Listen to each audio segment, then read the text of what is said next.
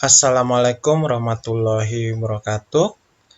Selamat pagi dan salam sejahtera untuk kita semua. Apa kabar anak-anak? Tetap semangat dalam belajar, walaupun kita tidak bertatap muka, tetap kita bisa belajar dan saling bertegur sapa. Anak-anak, hari ini kita akan belajar Teorema Pitagoras part 2, yaitu menerapkan Teorema Pitagoras untuk menyelesaikan masalah. Yang kedua adalah menentukan jenis segitiga. Sebelum pembelajaran dimulai, alangkah lebih baiknya kita berdoa sesuai agama dan kepercayaan masing-masing. Berdoa dimulai. Berdoa selesai.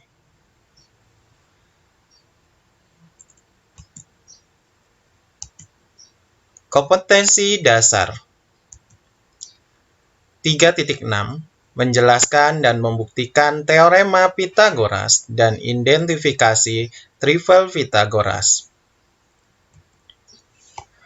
4.6 menyelesaikan masalah yang berkaitan Teorema Pitagoras dan trivial Pitagoras. Tujuan pembelajaran 1. Siswa dapat menerapkan Teorema Pitagoras untuk menyelesaikan masalah. Yang kedua, siswa dapat menentukan jenis segitiga.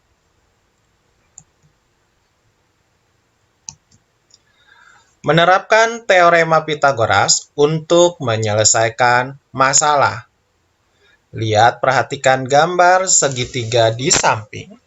Di sini ada A, B, C, gitu ya.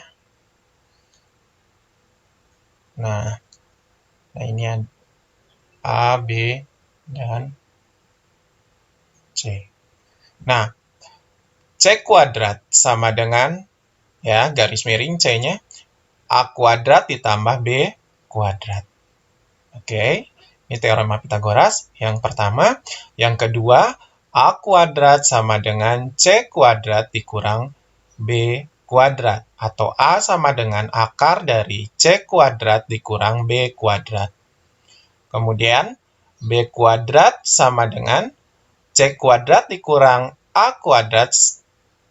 Atau B sama dengan akar dari C kuadrat dikurang A kuadrat. Jadi, hafalkan teorema ini ya. Contoh. Seorang anak akan mengambil sebuah layang-layang yang tersangkut di atas sebuah tembok yang berbatasan langsung dengan sebuah kali. Anak tersebut ingin menggunakan sebuah tangga untuk mengambil layang-layang tersebut dengan cara meletakkan kaki tangga di pinggir kali. Jika lebar kali tersebut 5 meter dan tinggi tembok 12 meter, hitunglah panjang tangga minimal yang diperlukan agar ujung tangga bertemu dengan bagian atas tembok. Kita jawab. Misal, kita gambar ya. Nah, XY itu adalah kali, YZ adalah tinggi temboknya. Berarti, kita gunakan rumus Pitagoras, yaitu yang dicari. Kita jawab.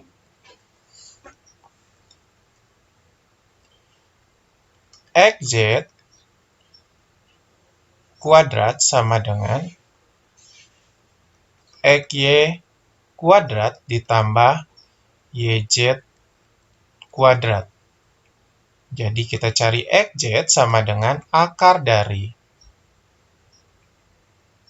XY kuadrat ditambah YZ kuadrat. Sama dengan akar dari 5 kuadrat ditambah 12 kuadrat. Sama dengan akar dari 25 ditambah 144 sama dengan akar dari 169 sama dengan 13. Jadi, tinggi tangga adalah 13 meter. Contoh 2. Tentukan panjang AG dari balok di samping. Itu ya. Perhatikan gambar selanjutnya. Kita buka. Nah, kita akan cari X. Nah, kita perbesar menjadi persegi panjang di bawah. Kita perbesar. Berarti kita nyari X. X kuadrat sama dengan ya, A kuadrat ditambah B kuadrat. Berarti A-nya adalah 5 ditambah 10 kuadrat. Berarti sama dengan 25 ditambah 100. Jadi nyari X adalah akar dari 125. Sama dengan akar dari 25 kali 5. Berarti sama dengan 5 akar 5. Nah, itu adalah X. Selanjutnya, lihat gambar selanjutnya kita cari adalah sisi AG. Nah, untuk memudahkan, AG kita ganti dengan Y. Nah, Y kuadrat sama dengan A kuadrat ditambah B kuadrat. Sama dengan A kuadratnya adalah 6 kuadrat ditambah 5 akar 5 kuadrat. Berarti Y sama dengan 6 itu ya, berarti akar dari 36 ditambah 5 akar 5 dikuadratkan itu adalah 125 sama dengan akar dari 161. Jadi Y sama dengan, kalau kita bulatkan akar 161, kalau kita akarin itu ya, desimal berarti 12,69. Jadi AG adalah 12,69. Nah, itu adalah panjang AG. Menentukan jenis segitiga. Perhatikan, ada segitiga lancip, segitiga siku-siku, ada tumpul. Apabila A kuadrat ditambah B kuadrat kurang dari C kuadrat, maka dia akan berbentuk lancip. A kuadrat ditambah B kuadrat sama dengan C kuadrat, ya, maka akan disebut dengan siku-siku. A kuadrat ditambah B kuadrat lebih besar dari C kuadrat, maka itu tumpul. Ya. Jadi pada segitiga ABC panjang sisi ABC dengan sisi terpanjang berlaku jika C kuadrat sama dengan A kuadrat ditambah B kuadrat, maka segitiga ABC siku-siku di C. Jika C kuadrat kurang dari A kuadrat ditambah B kuadrat, maka segitiga ABC merupakan segitiga lancip. Dan jika C kuadrat lebih dari A kuadrat ditambah B kuadrat, maka segitiga ABC merupakan segitiga tumpul. Contoh, tentukan jenis segitiga berikut, lancip, siku-siku, atau tumpul jika sisi-sisinya A. 6, 8, dan 10, B. 0,2, 0,3, dan 0,4, yang C adalah 11, 12, dan 14. Penyelesaian. Kita jawab ya. Untuk sisi segitiga 6, 8, dan 10, nah, di sini garis miringnya berarti adalah angka 10 ya. dan 8 yang tengah, A-nya yang pendek. Maka berarti 10 kuadrat sama dengan 6 kuadrat ditambah 8 kuadrat. Jadi 100 sama dengan 6 kuadrat 36 ditambah 64. Jadi 100 sama dengan 100. Maka ini disebut jenis segitiga siku-siku. Gitu ya, karena sama. Gitu ya. Selanjutnya contoh 2. Yang tadi, yang jawaban B. Untuk sisi segitiga 0,2, 0,3, dan 0,4, 0,4 kuadrat, karena yang paling besar adalah 0,4 ya, berarti garis miringnya adalah 0,4.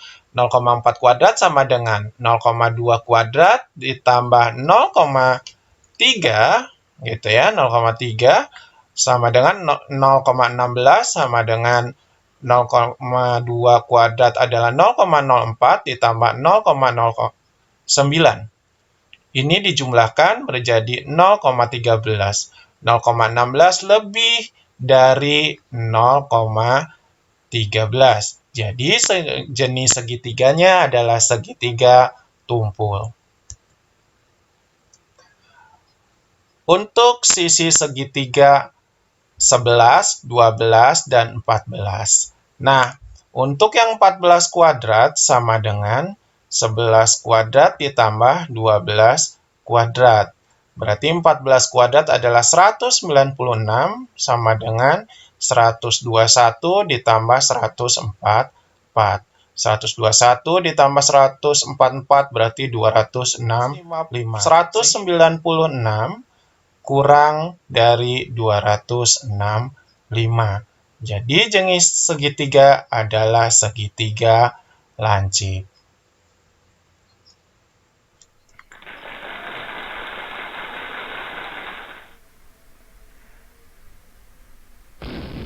Terima kasih. Sekian dari Bapak. Billahi taufik wal hidayah. Wassalamualaikum warahmatullahi wabarakatuh. Tetap jaga kesehatan, tetap di rumah, selamat belajar.